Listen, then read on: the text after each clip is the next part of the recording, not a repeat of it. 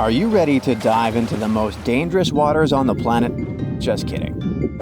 Please put your swimming gear back on the shelf, and trust me, it's much safer to look at them from a distance. Some of them are full of sharks, and others full of acid, and I don't even know what's worse. Probably the ones that are so deep and scary that many divers never come back for them. I'll let you choose your own top worst.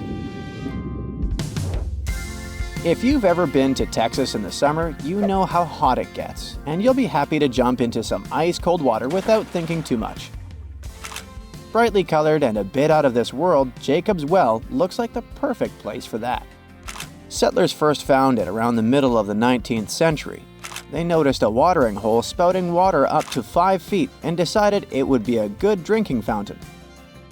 The well is 120 feet deep on average, and they believe it's the second largest fully submerged cave in Texas. So this well with the cool water lures in some brave folks who jump in from an outcropping nearby. I guess I'd skip on that one. What about you? Some divers go down a whole 100 feet and maneuver around the passages of the underwater cave. And they all say it's not a walk in the park. Several folks never come back from the well, and that's why they say it's one of the most dangerous diving spots in the world. All those underwater passageways become so narrow at one point that you can get stuck there with all the equipment. The second problem is that the cave is really deep, and it's dangerous even on the surface. It's only 12 feet in diameter and has rocks around it, so you can hurt yourself while flipping into it. And if all this wasn't convincing enough and you still want to go, you'll need special permission to do it. Now, Hanakapiai Beach in Hawaii is exactly what comes to mind when someone says perfect beach, so I know you'll be tempted to go there.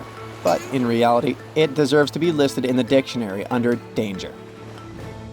If you still go there, you'll notice a wooden tally board showing the number of swimmers who never got out of the water. You'll see more than 80 marks, and it's an unofficial number, so there could be more. The source of danger here is extra strong rip currents and totally unpredictable high surf.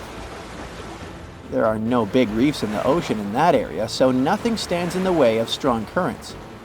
If you're feeling adventurous and still decide to go in the water and end up caught in a rip current, the nearest safe shore is around 6 miles away. So the chances of surviving are really low. Plus, the beach is so remote, there are no lifeguards around. So it'll just be you against the ocean, and the ocean has more chances of winning.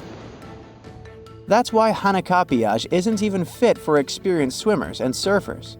There is definitely no shortage of beaches in Hawaii, so you can choose something else for your getaway. Guri, or Fraser Island, if Guri also seems impossibly hard to pronounce for you, is teeming with diverse wildlife and stunning landscapes. But before you head off to this largest sand island in the world, let's talk safety. Dingoes roam the island, and they aren't your average golden retrievers from the neighborhood. These guys can be unpredictable and dangerous to humans if you provoke them. So you should never feed them or interact with them, and keep your food and other stuff on you if you don't want to draw their attention. And trust me, you don't. The next threat is snakes hiding in tall grass. Visitors must stick to marked trails and watch out, especially at night. There are also some super venomous spiders around, and if you think you can hide from all that fauna in the water, surprise, surprise, great white and bull sharks will be waiting for you there. You can meet them if you go any deeper in the water than up to your knees. Plus, the currents are pretty strong here, and the ocean conditions can change quickly or seem calmer than they actually are.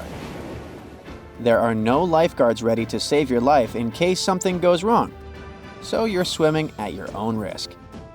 And if you think you can just call for help using your phone, I wouldn't rely too much on getting good coverage here. The weather on the shore here also changes with no warning and brings sudden rainstorms, strong winds, and temperature ups and downs. Our next destination today is the Blue Lagoon. But don't get your hopes up, we aren't going to that gorgeous spa in Iceland, but to this UK version. Swimming here is like bathing in bleach. Not your favorite pastime? Mine neither. Authorities keep issuing warnings not to swim there. They call the once limestone quarry in Harper Hill probably the most dangerous water in the country. Those tropical-looking blue waters have high alkaline pH levels from limestone leaching. But it doesn't stop thousands of people from coming here during hot weather. Your skin, eyes, and stomach won't thank you for a visit here. You might also experience cold water shock or bump into one of the many objects that have been dumped in there over the years, from car wrecks to basic rubbish. In March of 2020, the situation got so bad that they even dyed the water of the Blue Lagoon black to deter prospective swimmers. In August of 2014, some locals found a lake in the middle of the desert in Tunisia. It gets really hot there, so I'm sure you'd also want to jump in there immediately. The new body of water got the nickname Mysterious Lake and actually became a great mystery. I hope you appreciate the pun. Hundreds of people came here to swim in the clear, cool water, but a few days later, the lake turned dark green. The locals didn't care about this and continued to bathe in it anyway. When scientists and geologists arrived at the place, they announced that the lake was stagnating.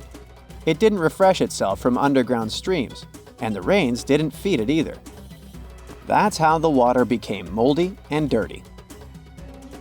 The lake had some algae and a lot of harmful bacteria that are dangerous to the human body. Scientists also found out that the land in this region had phosphate deposits. This substance can decay, but even that didn't stop people from bathing in the lake in the middle of the desert. Where it came from is still a mystery. Some experts think that heavy rains have filled a hole in the ground with water.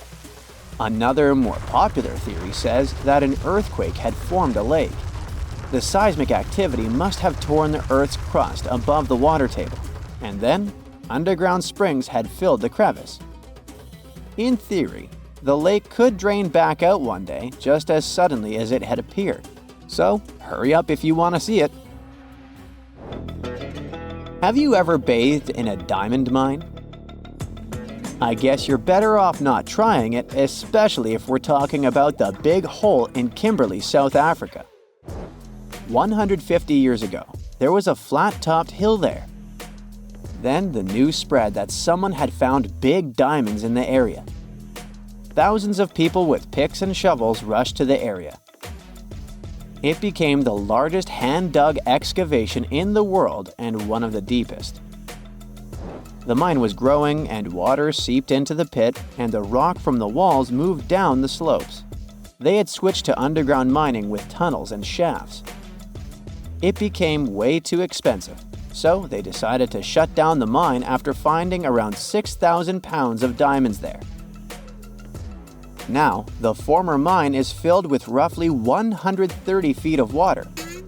Swimming here is really dangerous because you can't see the bottom and the walls of this lake are too steep. So I guess you're better off taking your diamond rush elsewhere. That's it for today. So hey, if you pacified your curiosity, then give the video a like and share it with your friends. Or if you want more, just click on these videos and stay on the bright side.